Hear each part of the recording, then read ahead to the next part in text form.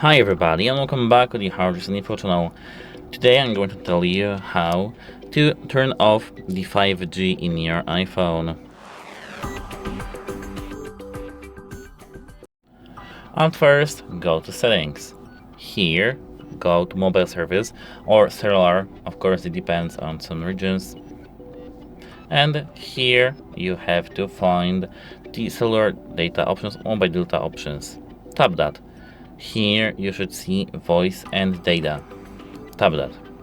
Here you have 5G auto, 5G on, or LTE.